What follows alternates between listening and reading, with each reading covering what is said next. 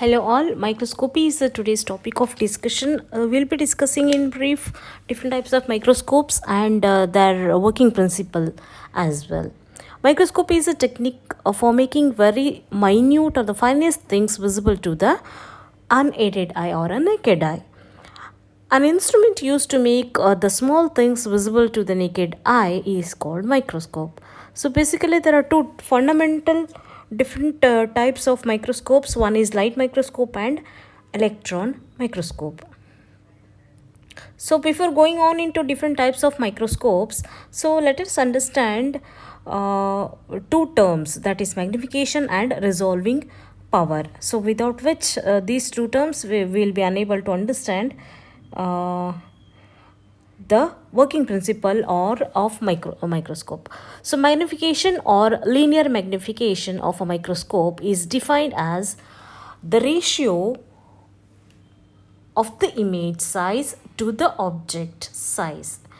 If the image and object are in the same medium, then it is just the image distance divided by the object distance. There is a difference in the meaning of the two terms, that is magnification and magnifying power. Magnifying power or angular magnification is the ratio of the angle subtended by the object and image. The magnification of a compound microscope is the product of the magnification of the objective and the eyepiece. The magnification of the objective is called the linear magnification because it is measured in linear dimensions. The magnification of the eyepiece is called angular magnification. The overall magnification is the product of the linear magnification of the objective lens and the angular magnification of the eyepiece with the first image at the focal length. Now coming to resolving power. So let us quickly brief of what is magnification. So magnification is used to visualize any tiny object which will be measuring 0.1 mm. There was a limit with the human eye. To see microorganisms much smaller than 1.1 mm, a system required convex lenses. So when parallel rays pass through convex lens, get converged at a point called as a focal length f of the lens. Hence, a lens with a shorter focal length will have higher magnification power. So so in compound microscope, as already told, it will be 10x is focal length is 16 mm. In 40x magnification, focal length will be 4 mm, and 100x magnification focal length will be 1.8 mm. So that is, shorter focal length will have higher magnification power. The image produced by objective lens falls on the eyepiece lens, serve as the object, and image formed in the eyepiece is perceived by one eye.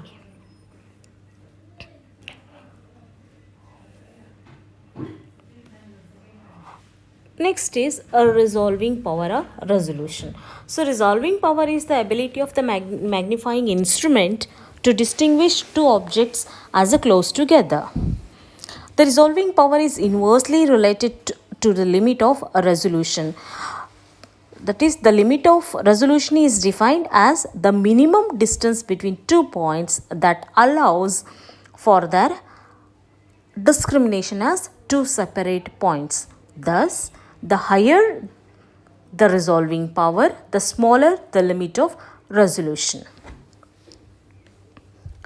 So, magnification is how large the image is compared to real specimen size, whereas resolution is the amount of information that can be seen in the image, defined as the smallest distance below which two discrete objects will be seen as one. And magnification is a function of the number of lenses, and resolution is a function of ability of the lens to gather the light. The maximum magnification of the compound light microscope is usually 1500x and has a limit of resolution of about 0.2 micrometer.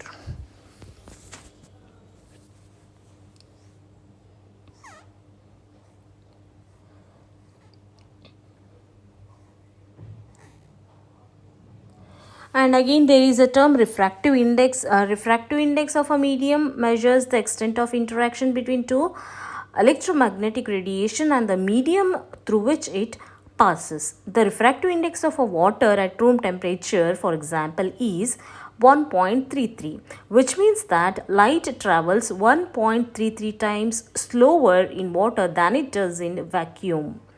When light enters a medium with a different optical density, it bends in a direction that depends on the refractive indices of the two media. Air and glass, for example, have refractive indices of 1 and 1.51 respectively.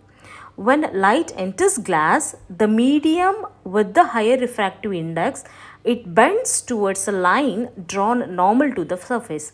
So conversely, when light exits glass into air, this bends away from the normal line.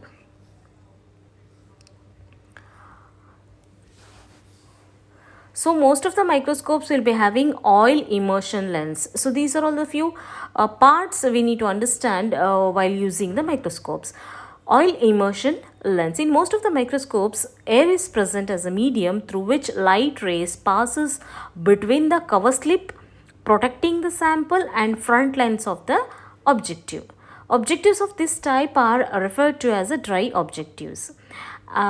We should understand that air has a refractive index of 1.0003, very close to that of a vacuum and considerably lower than most liquids, including water. Water refractive index is 1.33.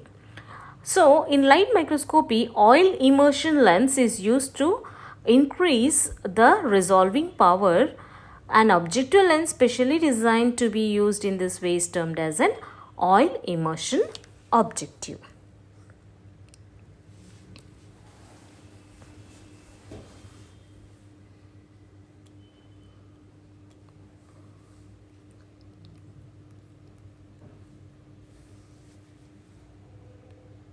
So as I already told that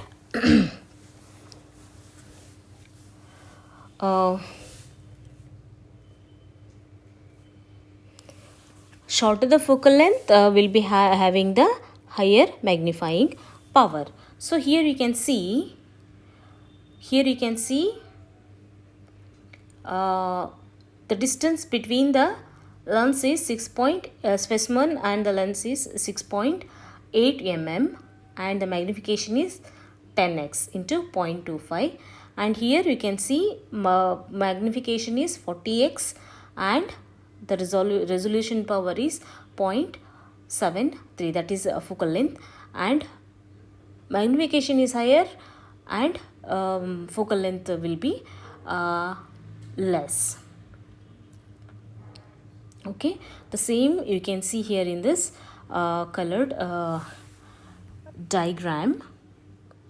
So these are the numerical aperture and the working distance of 10x, 40x and 100x, that is oil immersion objectives of a compound microscope.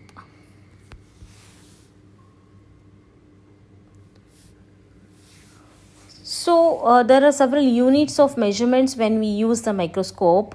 That is 1 micrometer, 1 nanometer and parfocal distance. This parfocal distance is the distance between objective shoulder and the specimen, and the working distance and the focal length in scanning microscope, electron microscope is 17 to 20 mm and the focal length will be 40 mm.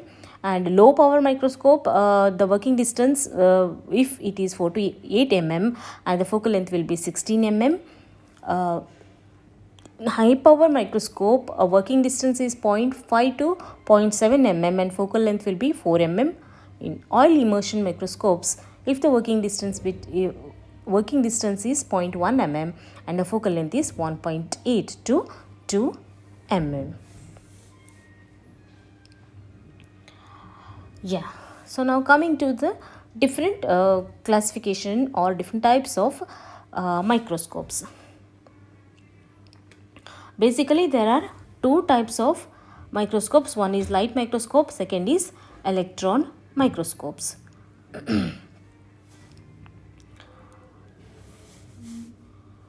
So under light or optical microscopes, so that is light microscopy involves uses of optical lenses and light radiation. So there are different types of optical microscopes like transmitted light microscopy, bright field microscopy, dark field microscopy, phase contrast microscopy, polarized light microscopy, fluorescence microscopy, and differential interference contrast microscopy, etc. Electron microscopes are of two types: electron microscopy and atomic force microscopy.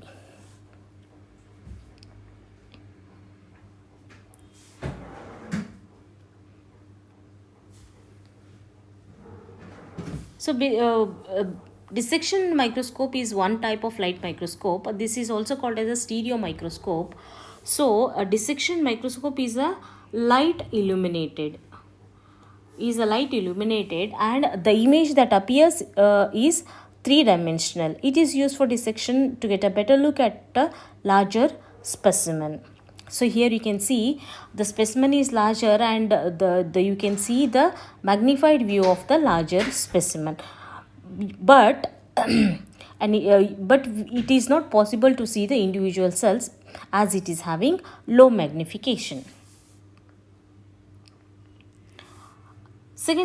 Another type of microscope is light microscopes. So there are different types of light microscopes: bright field microscope, dark field microscope, phase contrast microscopy, and then fluorescence microscopy, followed by confocal microscopy, etc. So light microscopy. So there are the different types. I told bright microscopy. So bright microscopy, for the first time this light microscopy was constructed by F.H. Janssen and Z. Janssen in the year 1590, and these are the two inventors who constructed the first simple compound light microscope. Followed by Robert Hooke in 1665, he developed a first laboratory microscope.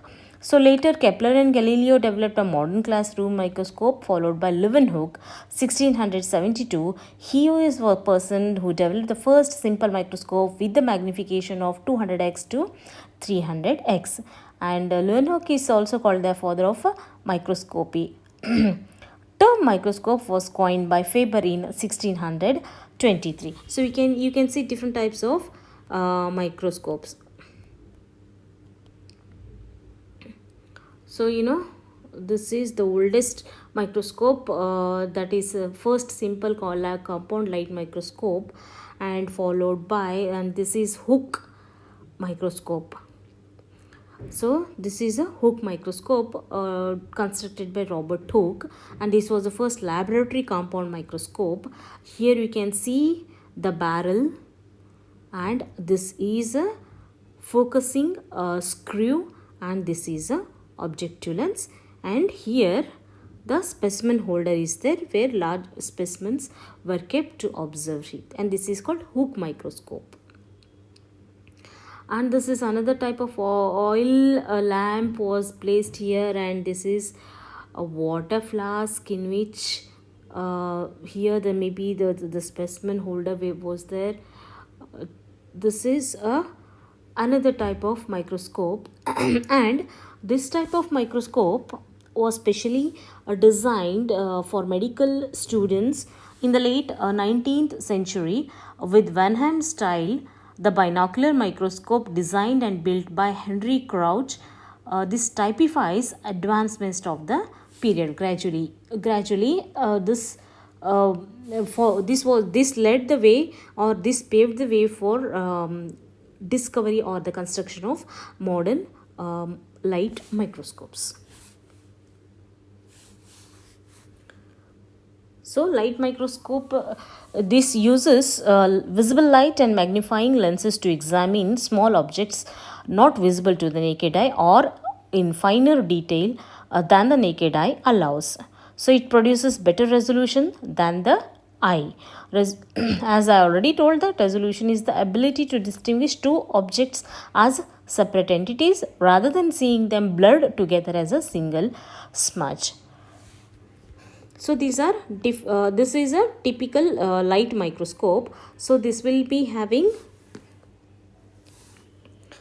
ocular lens, diopter adjustments. Here you can adjust this lens, and this is a head which holds the ocular lens or the eyepiece, and this is the arm by holding which we can move the microscope from one place to another by holding it carefully with a good grip. And this is a nose piece, and these are objective lenses with different magnifications, and this is mechanical stage, and these are clips, and to this clips by we can by adjusting these clips, or we can place the slide here which holds the slide with a nice grip. And these are the two types of adjustments. This small knob is fine adjustment, and this bigger one behind this black color is coarse adjustment. And these are stage controls. By using this we can move the slide forward and backward, right and left sides. And this is a diaphragm just below this mechanical stage. This is a diaphragm followed by the condenser, and here this is a illuminator, and this is source of light, and these are switches on and off. And this knob which we can rotate, this is a knob used to adjust the brightness. So this is a typical light microscope.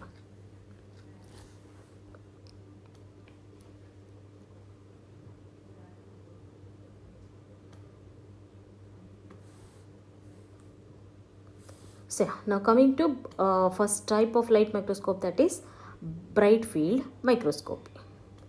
So bright field microscopy is the original and the most commonly used form of microscopy in which the specimen is viewed by transmitted light from a condenser lens. Light is aimed towards a condenser through the specimen through an objective lens, and to the eye through a second magnifying lens, the ocular or the eyepiece. So here the specimens are visible in the light path because the natural pigmentation or stains absorb light differentially, or because they are thick enough to absorb a significant amount of light despite being colorless.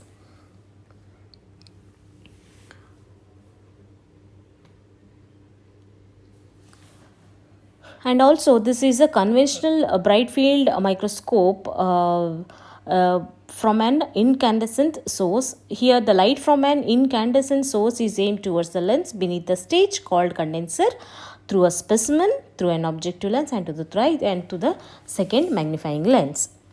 Any ordinary microscope is also called as a bright field microscope, and it forms a dark image against the bright background.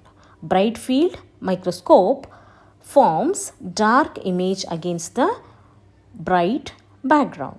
So here you can see dark objects are visible against the bright background. Here you can see here so this is a bright background and dark objects are visible against this bright background. So this is called bright field microscopy, and here background will be dark and images will be bright. So this is called as a dark field microscopy.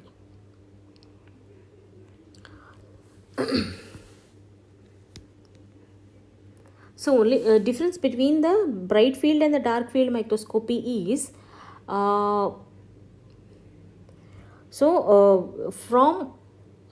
this is the light source. From this light source the light falls on the condenser lens, and from here it falls on the specimen. So from the specimen light rays are diffracted and they passes through the objective lens, and from this objective lens they form under the ocular lens, and finally we'll see the finest enlarged structure of the specimen or object in light field microscope. So in bright field microscope the light falls on the condenser lens, and there will be one opaque disc in the bright field microscope. So in between the light source and the condenser lens there will be a opaque disk. So this is one of the added feature in this bright field dark field microscopy. So the light passes through the condenser from the light source, passing through the opaque disk on the specimen. So when the light passes, there are two types of lights splitted into. One is unreflected light, you can see with this red arrow mark. So this is one type of light that is splitted from the condenser or from the specimen, that is unreflected light represented by the red arrow mark, and the blue arrow mark light. These are the only light reflected by the specimen which are captured by the objective lens. So only these blue lights are captured by the objective lens, and finally they are transmitted or transferred onto the ocular lens. Finally we can see the specimen. So this is how the bright field and the light field dark field microscopy works. So what happens? Dark objects are visible against the bright background, and in the microscopy, light reflected off the specimen does not enter the objective lens. So these are the two main simple techniques, principles used we can see in bright field microscopy. In dark field microscopy, yeah, you can see here, this is a paramecium. So you can see the outermost layer or the line, blue line you can see here. This is the illuminated view of the paramecium cells. So under the bright or the dark background, the specimen or the objective objects, they seem to be illuminated.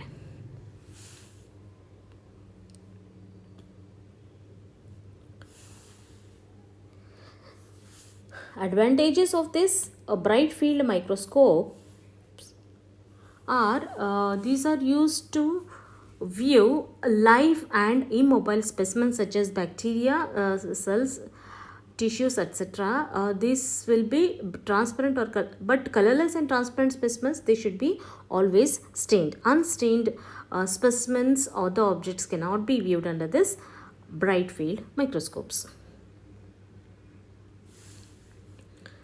Dark field microscope. So, dark field microscope is a type of microscope in which objects are illuminated at a very low angle from the side, so that the background appears dark and the objective show up against this dark background. So, it is a technique for improving the contrast of unstained transparent specimens. Dark field illumination uses a carefully aligned light source to minimize the quantity of directly transmitted light and collecting only the light scattered by the sample. And to view the specimen in the dark field, an opaque disc is placed, as I already told in the previous slide. An opaque disc is placed underneath the condenser lens that blocks the light from entering the objective lens directly, and light reflected by the specimen enter the objective and the specimen appears light against the black background.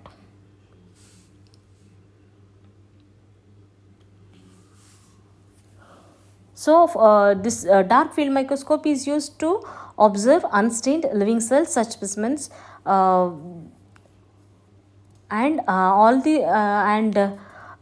this dark field allows the detection of particles smaller than the resolution that would be obtained in bright field due to high contrast of scattered light.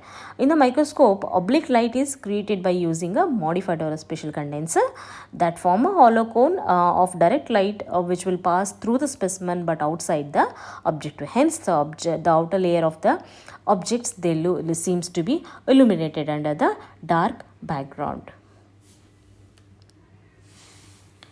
So in this dark field microscopy, the light enters the microscope for illumination of the sample, and a specially sized disc, the patch, blocks some light from the light source, leaving an outer ring of illumination. A wide face annulus can be substituted at low magnification, and the condenser lens focuses the light towards the sample. Later on, the light enters the sample most is directly transmitted while some is scattered from the sample.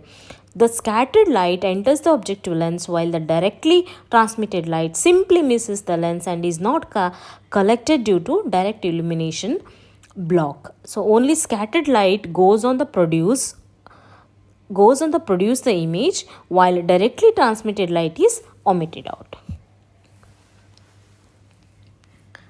So in this slide, here we can see these are the cells of paramecium. These are illuminated ones. Here also you can see the specimens. They look like illuminated one. So these are again Treponema vincenti cells, and these are Volvox and Spirogyra cells. This is Volvox and these are Spirogyra. So this seems to be illuminated under dark field microscopy, and this is the photography of the first insect observed under dark field microscopy. So dark field microscopy is a very simple but yet effective technique and well suited for used involving live and unstained samples like cell suspension, flow cell techniques, and it is also used to view the transparent or unstained samples like spirochetes, flagellates, parasites, and is also used in autoradiographic grain counting techniques. Yeah, dark field microscopy are having some of the advantages like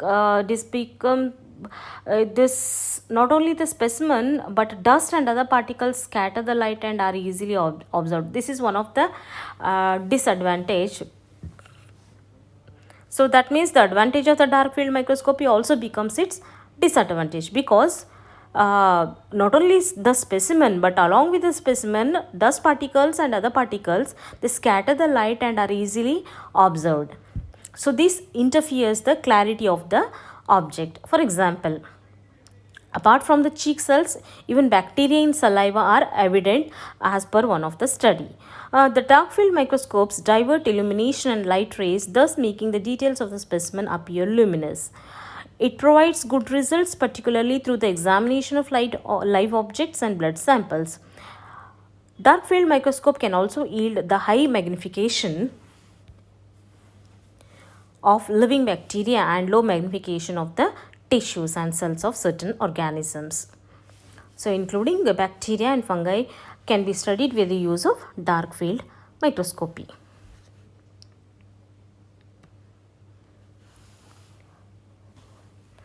Another type of microscopy is phase contrast microscopy.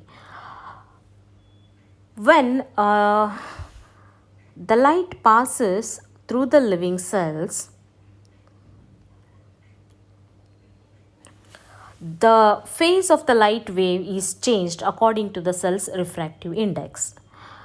Light passing through a relatively thick or dense part of the cell, such as the nucleus, is retarded. Its phase consequently is shifted relative to light that has passed through an adjacent thinner region of the cytoplasm. The phase contrast microscope was first invented by Zernike in the year 1935. Phase contrast microscope is also called as Zernike microscope, and it has special condenser and objective lenses. So this condenser lens on the light microscope splits the light beam and throws the light rays slightly out of the phase. The separated beam of the light then pass through around the specimen, and the small differences in the refractive index within the specimen show up at different degrees of brightness and contrast.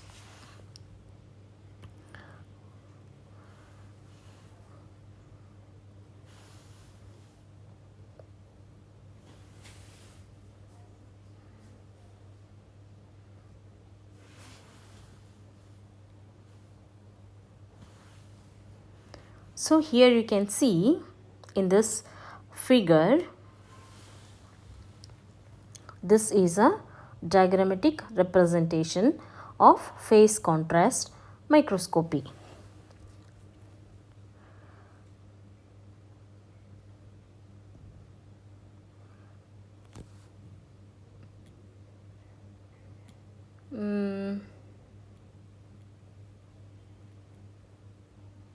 Yeah.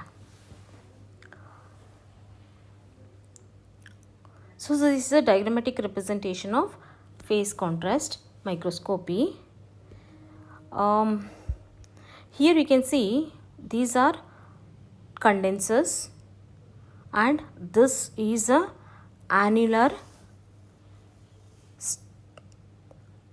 stop. when the light passes from when the light passes through the condenser. So as already told, it has two special types of condensers and objective lenses. When the light passes through the condenser lens in the condenser on the light microscope, it splits the light into splits the light beam and throws the light ray slightly out of the phase. So here the lights are splitted and these are thrown out of the space. So these separated beams of light then pass through around the specimen. These separated light rays, these pass through around the specimen, and small differences in the refractive index within the specimen show up as a different degrees of brightness and contrast. This is the working principle of a phase contrast microscope. This phase contrast microscopy is specially useful for studying shape of microbial motility, studying eukaryotic cells, even to determine the shape of living cells and detecting bacterial components such as endospores and including bodies that contain polyhydroxyalkonates, polymetaphosphates, sulfur, or even other substances. By using the phase contrast microscope, unstained living cells absorb practically no light. So poor light absorption results in extremely small differences in the intensity distribution in the image. So this makes the cell barely or not at all visible in the bright field microscope. Phase contrast microscope is a optical microscopy technique that converts phase shift in the light passing through a transparent specimen to brightness changes in the image. So quickly let us go through the working of phase contrast microscopy. So partially coherent illumination produced by the tungsten halogen lamp. Here you can see the tungsten halogen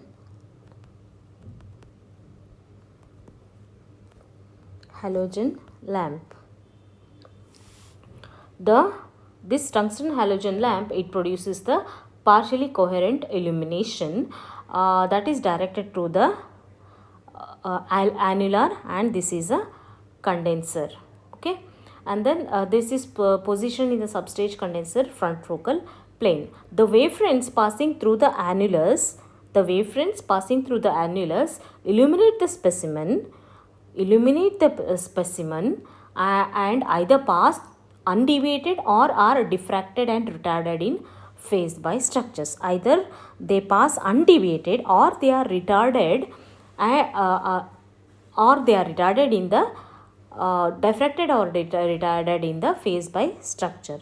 Here you can see two different lines. One is dotted line, one is straight line. So these dotted lines are represent the retarded rays, and the straight lines which are falling off the objective lens, these represented the unretarded rays. So wavefronts passing through the annulars, they illuminate the specimen, either pass through undeviated or are diffracted and retarded in the phase by structures and phase gradients present in the specimen.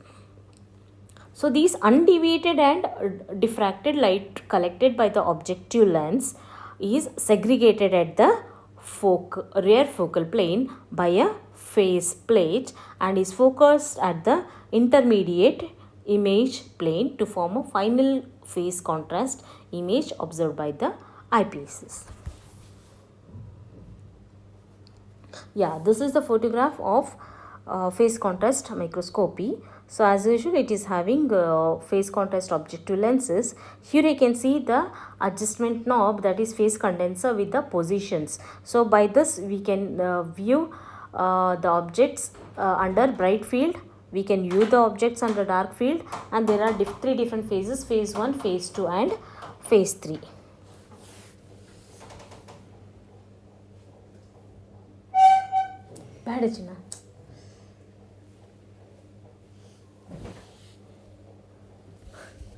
Applications of phase contrast microscopy. This is used to produce high contrast images of transparent specimens such as living cells, microorganisms, lithography patterns, thin tissue slices, fibers, latex dispersions, glass fragments, and subcellular particles.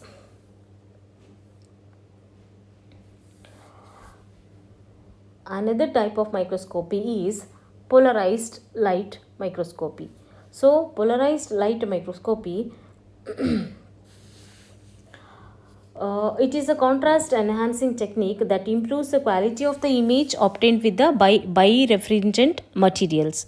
So, this birefringence is the optical property of a material having a refractive index that depends on the polarization and propagation direction of light. So, polarized light microscopy is a contrast enhancing technique that improves the quality of the image obtained with birefringent materials when compared to other techniques such as dark field and bright field illumination, differential interference contrast, phase contrast, Hoffman modulation contrast, and fluorescence. So these polarized light microscopes have a high degree of sensitivity and can be used for both quantitative and qualitative studies targeted at a wide range of anisotropic specimens.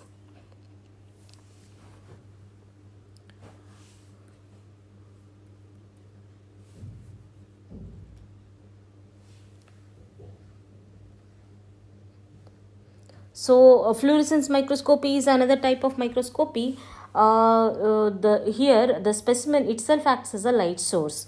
The specimens used to study are either fluorescent materials or stained with the fluorescent dyes. A chemical is said to be a fluorescent if it absorbs light at one wavelength and emits light at a specific and longer wavelength. So most fluorescent dyes or fluorochromes emit visible light, but some emit infrared light. Fluorochromes exhibit distinct excitation and emission spectra that depend on their atomic structure and electron resonance properties. Two fluorescent dyes that are commonly used are fluorescein, which emits an intense green fluorescence when excited with blue light, and another one is rhodamine, which emits a deep red fluorescence when excited with the green yellow light. The fluorescence microscope is similar to an ordinary light microscope, except that illuminating light is passed through two sets of filters. One to filter the light before it reaches the specimen, and other to filter the light emitted from the specimen. So the excitation filter passes only the wavelength that excites the particular fluorescence dye. So while the barrier filter blocks out this light and passes only through the wavelengths emitted when the dye fluoresces. Only fluorescent light emitted by the fluorescently stained specimen is used to form an image. The wavelength that excites the specimen and induces the fluorescence is not allowed to pass the filters placed when the objective lens and between the objective lens and the eye.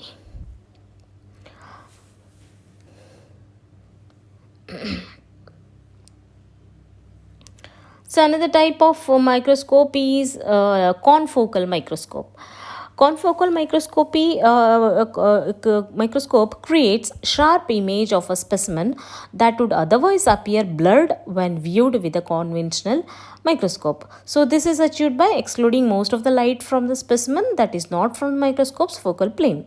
The image has less haze and better contrast than that of a conventional microscope and represent a thin cross section of the specimen. Thus, apart from allowing better observation of fine details, it is possible to build 3D reconstructions of a volume of a specimen by assembling a series of thin slices taken along the vertical axis by using this confocal microscopy. So, confocal is defined as a having the same focus. So, what this means in the microscope is that the final image has the same focus as, or the focus corresponds to the point of focus in the object. The object and its image are confocal. The microscope is able to filter out the out of the focus light from above and below the point of focus in the object. Normally, when an object is imaged in the fluorescence microscope, the signal produced is from the full thickness of the specimen, which does not allow most of it to be in focus to the observer. The confocal microscope eliminates this out of focus information by means of confocal pinhole situated in front of the image plane. So, which acts as a spatial filter and allows only in focus portion of the light to be imaged.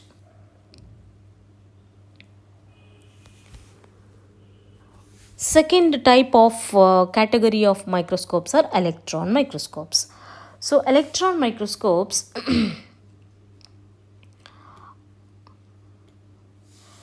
are scientific instruments that use a beam of energetic to examine objects on a very fine scale. So, these use a beam of electron in place of light. These use a beam of electron in place of light. Here the object cannot be perceived by our eyes directly. The image produced by the electron microscope is perceived by CRT or X-ray plates. Electron microscopes were developed due to the limitations of light microscopes, which are limited by the physics of light. So, electron microscopes are one of the advanced inventions which has made the researches easy. The fundamental principles of electron microscopy are similar to those of light microscopy, except one major difference of using electromagnetic lenses rather than the optical lenses to focus a high velocity electron beam instead of visible light. Electron microscope are two basic types. One is transmission electron microscope and scanning electron microscope. The most SEM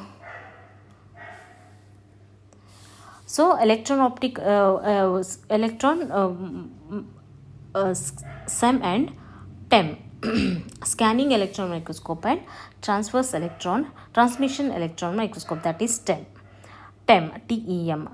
So the most commonly used type of electron microscope is TEM because it forms an image from electrons that are transmitted through the specimen being examined.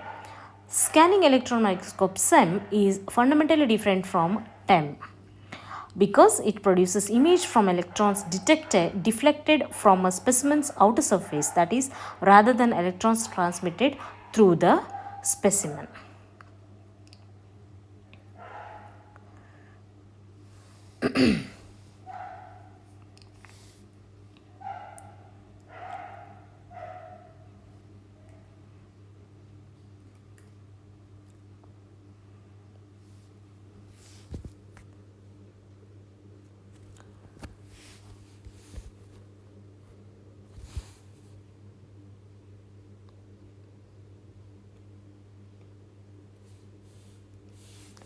So there will be different three main important components of electron microscope. One is electron optical column.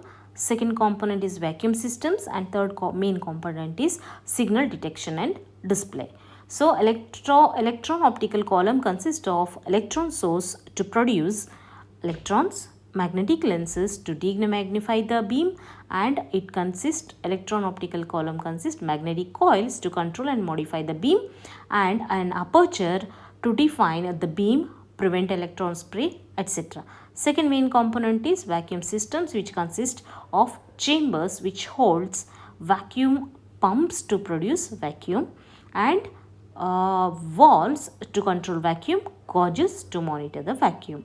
Third component is signal detection and display. So this consists of detectors which collect the signal and also electronics which produce an image from the signal.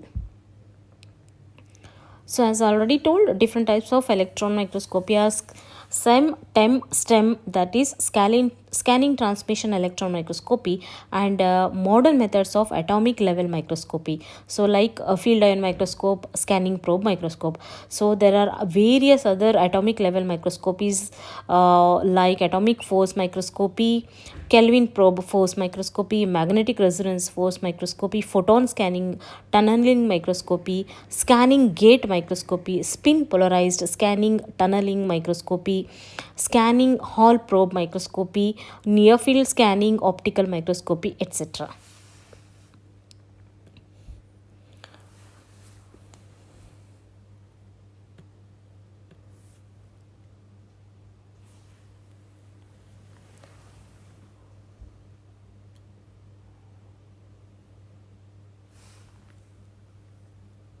Scanning electron microscope views the surfaces of the specimens. The sample is fixed, dried, and coated with a thin layer of heavy metal such as gold or a mixture of gold and palladium. The specimen is then scanned with a very narrow beam of electrons, and molecules in the specimen are excited and they release secondary electrons that are captured by a detector and generating an image of the specimen's surface. Contrast arises when different parts of a specimen generate different amounts of secondary electrons as the electron beams strikes them. Areas which generate large numbers of secondary electrons will appear brighter than areas that generate fewer secondary electrons. The resolving power of scanning electron microscopes, which is limited by the thickness of the metal coating, is only about 10 mm, much less than that of transmission electron microscope. The image produced appear 3D in SEM, whereas in TEM, the image produces two-dimensional view.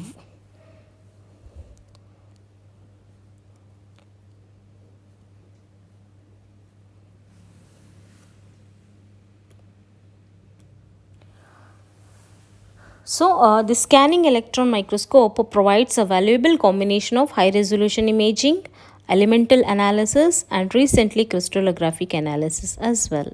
It is used for inspecting topographies of specimens at very high magnifications using a piece of equipment called scanning electron microscope. SEM magnification can go to more than 3 lakhs x, but most semiconductor manufacturing applications require magnifications of less than 3000x only. It is often used in the analysis of die or package cracks and fracture surfaces, bond failures, and physical defects on the die or package surface. So, it is used in identifying crystalline compounds and determining crystallographic orientation of the microstructural features as small as 1 micrometer.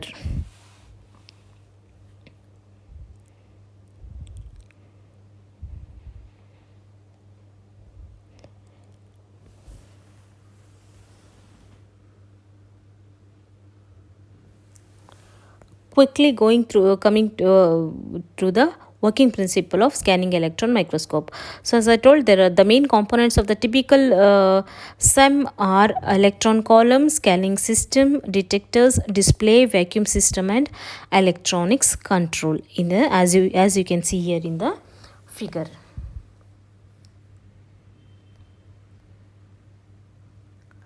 So electron gun, electron lens,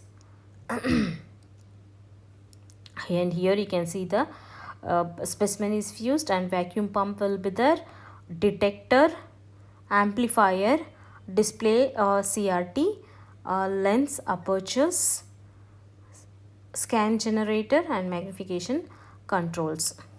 So the column electron consists of electron gun. This is the electron gun and two or more electromagnetic lenses operating in the vacuum. So these are electromagnetic lenses. These are operating in the vacuum. So the electron gun generates free electrons. The electron gun generates free electrons and accelerates these electrons to energize in the range 1 to 40 keV in the scanning electron microscope. The purpose of the electron lenses is to create a small focused electron probe on the specimen. Purpose of the electron lenses is to create a small focused electron probe of the specimen. So most of the SEMs can generate an electron beam at the specimen surface with the spot size less than 10 nanometer, and the maximum size of the specimen can be used up to 2.5x 10 to the power of minus 7 nanometer. In order to produce images, the electron beam is focused on a fine probe and it's scanned across the surface of the specimen with the help of a scanning coils. So with the higher accelerating voltage and the electron beam, penetration is greater and the interaction volume is larger. Therefore, the spatial resolution of micrographs created, those signals will be reduced. So there will be a brighter image because of number of back scattered electrons, that is BSEs, will increase but the resolution will be worse. For secondary electron imaging at typical voltages, BSEs, that is backscattered electrons, can enter the secondary electron detector and degrade the resolution because they come from deeper in the sample. So complex interaction of the beam electrons with the atoms of the specimen produce wide variety of radiations. So in such case, knowledge of electron optics, beam specimen interactions, detection and visualization process is very much necessary for successful utilization of the power of SEM. So this is a schematic representation of generalized V hairpin electron source. Let us not go into detail since it is a bit complicated and it needs much detailed separate much more time for explanation and understanding. So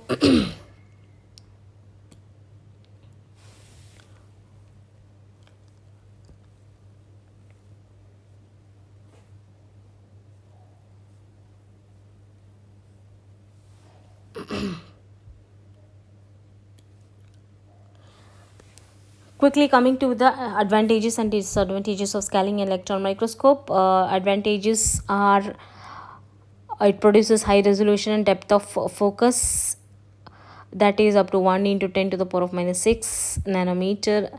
So it is used for to analyze the elements at elemental attachments and almost all kinds of samples, conducting and non-conducting, including stain coated, need provided stain coating is required. So almost all kinds of the samples, conducting and non-conducting, can also be viewed under this SEM, and based on the surface interaction, no requirement of electron transparent sample. Imaging at all directions through XYZ, that is 3D rotation of the sample. And disadvantages are it is costliest affair and there are more knobs, vacuum is there, low resolution usually above few tens of nanometers, and usually requires surface stain coating with metals of electron conducting. Transmission electron microscope.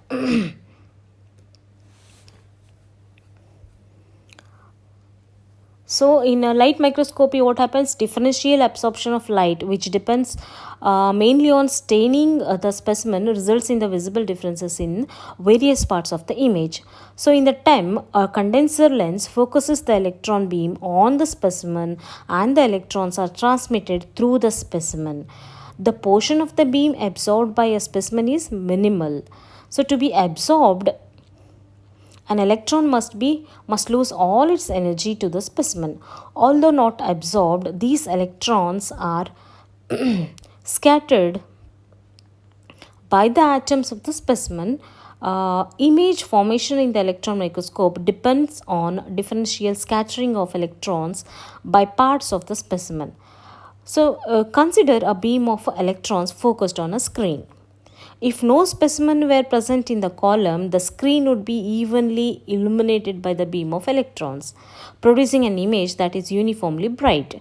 By contrast, if a specimen is placed in the path of the beam, some of the electrons strike the specimen and are scattered away. So, when the electrons come in contact with the sample, it can either be scattered elastically, that is, without any loss of energy, or inelastically, that is, transferring some of the energy to the atom. So, interaction between the incoming fast electron and an atomic nucleus give rise to elastic scattering. So, interaction between the fast electron and the atomic electrons results in inelastic scattering. So some of the electrons passing through the specimens are scattered and the remainder is focused to form an image in a manner analogous to the way an image is formed in the light microscope. The image can be observed on phosphorescent screen or recorded or either on a photographic plate or with a high resolution digital camera. Because the scattered electrons are lost from the beam, the dense regions of the specimen show up the image as areas of reduced electron flux, which look dark. Scattering of the electrons contribute to the contrast because the electrons are absorbed by the atoms in the air. The entire tube between the electron source and the detector is maintained under a ultra high vacuum. So, the TEM, Transmission Electron Microscope, is a powerful tool for material sciences, particularly. A high energy beam of electrons is shown through a very thin sample, and the interactions between the electrons and the atoms can be used to observe the features such as crystal structure and features in the structure like dislocations and grain boundaries. Chemical analysis can also be performed by using this TEM. And TEM can also be used to study the growth of layers, their composition, and defects in semiconductors. High resolution can be used to analyze quality, shape, size, and density of quantum wells, wires, and even dots. TEM operates on the same basic principles as the light microscope but uses electrons instead of light. Because the wavelength of the electrons is much smaller than that of a light, the optical resolution attainable for TEM images is many orders of magnitude better than that from a light microscope. Thus, TEMS can reveal the finest details of internal structure, in some cases as small as individual atoms. And these are few photographs of scanning SEM and TEM microscopes. And these are images viewed. These are the images viewed under this scanning electron microscope. So this was the object first observed under this scanning electron microscope. And these are other fungal hyphae, pollen grain spores. Again, these are different spores of fungi, and these are different types of pollen grains viewed under scanning electron microscope. So these are male fertile pollen grains. Male fertile pollen grains.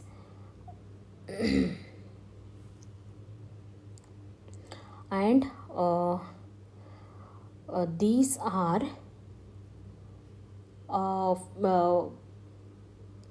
male sterile pollen grains, and this is nearly fertile pollen grains.